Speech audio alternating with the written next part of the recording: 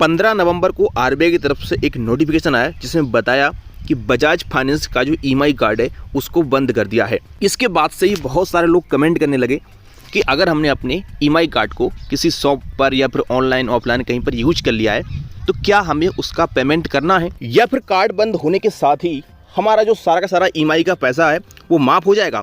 काफ़ी सारे लोग इस प्रकार के कमेंट कर रहे हैं। चलिए आज की इस वीडियो में समझते हैं क्या है मसला, किस प्रकार से कार्ड बंद हुआ है, आपको ईएमआई भरना है कि नहीं भरना है। नमस्कार, मेरा नाम है मनीष प्रजापति, आप देख रहे हैं क्रेडिट लवर। चैनल पर अगर आप पहली बार हैं सब्सक्राइब कर देना, वीडियो पसंद आती तो एक लाइक जरूर कर देना। देखो, ये सारा प्रोसेस समझने के लिए आपको इस आरबीआई के नोटिफिकेशन को अच्छे से समझना पड़ेगा। अभी मैं आरबीआई की ऑफिशियल वेबसाइट पर हूँ, यहाँ पर आप देखते हैं ऊपर लिखा हुआ भारतीय रिजर्व बैंक। आप भी वेबसाइट पे आकर के नोटिफिकेशन पढ़ सकते हैं, हम इसका लिंक भी आपको डाल देंगे। अब देखो यहाँ पर लिखा हुआ है, आप देख सकते हैं, action against Bajaj finance limited under section 45L1B of the reserve bank of India act 1934। अगर मैं इसको हिंदी में कन्वर्ट करता हूं तो आप यहां पर स्पष्ट लिखा हुआ है, भारतीय रिजर्व बैंक अधिनियम 1934 की धारा 45L1B के तहत बजाज फाइनेंस लिमिटेड के खिलाफ कार्रवाई।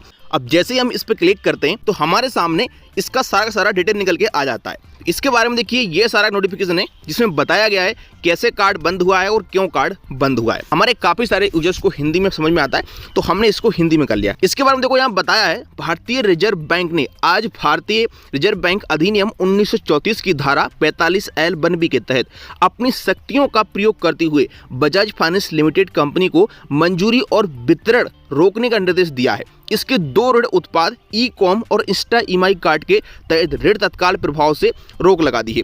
कंपनी द्वारा भारतीय रिजर्व बैंक के डिजिटल दिशा निर्देशों के मौजूदा प्रावधानों का पालन न करने पर विशेष रूप से 2 ऋण उत्पादों के तहत उधारकर्ताओं को मुख्य तत्व विवरण जारी न करने और मुख्य तत्व विवरण के कमियों के कारण यह कार्रवाई आवश्यक हो गई है।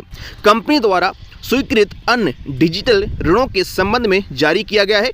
आरबीआई की संतुष्टि के अनुसार उक्त कमियों के सुधार पर इन प्रतिबंधों की समीक्षा की जाएगी। यहाँ पर आप देखते हैं लिखा हुआ है योगेश दयाल, मुख्य महाप्रबंधक। तो इस नोटिफिकेशन से आपको समझ में आ गया होगा कि यहाँ पर नोटिफिकेशन क्या कहना चाह रहा है। यहाँ पर देखो, समझ में नहीं आया तो बता दूं आपको, आरबीआई ने इस नोटिफिकेशन में बताया है कि बजाज फाइनेंस कंपनी के 2 प्रोडक्ट, ऋण उत्पाद का मतलब 2 प्रोडक्ट, जिनको आप जानते होंगे। एक तो काफ़ी फेमस है इंस्टा ईएमआई कार्ड, जिसे हम ईएमआई नेटवर्क कार्ड कहते हैं, और इसका एक और यहाँ पर कार्ड आता है जिसे हम ई कॉम कार्ड कहते हैं। बहुत ही कम लोग यूज करते हैं उसको वैसे, लेकिन वो भी एक इंस्टा ईएमआई कार्ड जैसा ही कार्ड रहता है। तो ये दोनों पर रोक लगा दी तत्काल प्रभाव से, ठीक है।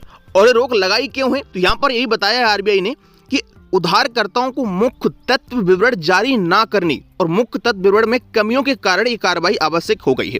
कहने का मतलब ये है कि जब किसी भी कंपनी को, एनबीएफसी कंपनी को आरबीआई लोन या क्रेडिट कार्ड का लाइसेंस देती है तो उसके लिए कुछ टर्म एंड कंडीशन और कुछ नियम एवं शर्त लागू करती है कि भाई आपको इन दायरे के अंदर रह करके काम करना होगा। और उन दिशा निर्देशों में एक बहुत इंपॉर्टेंट टर्म एंड कंडीशन होती है जिसे हम बोलते हैं की फैक्ट स्टेटमेंट। अगर हम इसको हिंदी में कहें तो यहाँ पर इसका मतलब हो जाता है मुख्य तत्व विवरण, की फैक्ट स्टेटमेंट जिसको हम कहते हैं।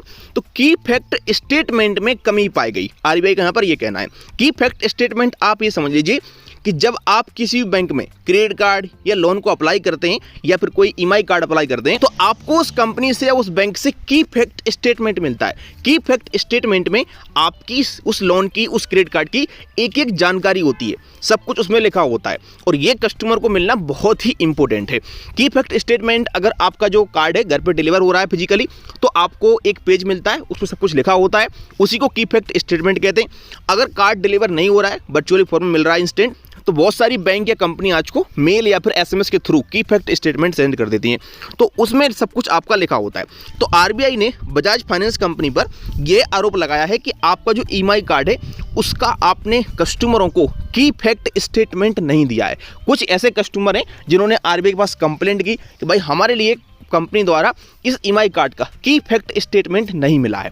की फैक्ट स्टेटमेंट मिलना इतना ज़रूरी इसलिए है क्योंकि की फैक्ट स्टेटमेंट में आपके उस प्रोडक्ट की जो आप ले रहे हैं बैंक से या कंपनी से, क्रेडिट कार्ड या लोन, उसकी एक जानकारी होती है। जैसे कि उसमें क्या इंटरेस्ट लगेगा आपका, कितना उसका एनुअल फीस है, कितना उसका जॉइनिंग फीस है, इसके साथ यहाँ पर उसका लिमिट कितना है, यानी कि सब कुछ आपके की फैक्ट स्टेटमेंट में लिखा होता है। तो बहुत सारे लोगों ने आरबीआई के पास इस पर कंप्लेंट की कि भाई एक कंपनी हमारे लिए की फैक्ट स्टेटमेंट दे ही नहीं रही है। इसके अलावा काफ़ी सारे लोगों ने आरबीआई के पास इस प्रकार की कंप्लेंट की कि अगर की फैक्ट स्टेटमेंट दे रही है कंपनी तो की फैक्ट स्टेटमेंट में कुछ और लिखा हुआ आ रहा है, और जब हम कार्ड को यूज करते हैं तो उस पर चार्ज या फिर कई प्रकार के और यहाँ पर फीस लगाए जा रहे हैं, यानी की फैक्ट स्टेटमेंट के अलावा कार्ड पर चार्ज या फीस लगाए जा रहे हैं। तो ये एक तरीके से उल्लंघन होता है। जो भी की फैक्ट स्टेटमेंट में लिखा है वही चार्ज एंड फीस लगाया जाएगा, फालतू के चार्ज फीस बैंक नहीं लगा सकता है। तो इस प्रकार से यहाँ पर कंप्लेंट करने के आधार पर आरबीआई ने जांच की और सही पाया गया तो आरबीआई ने बजाज फाइनेंस के ईएमआई कार्ड और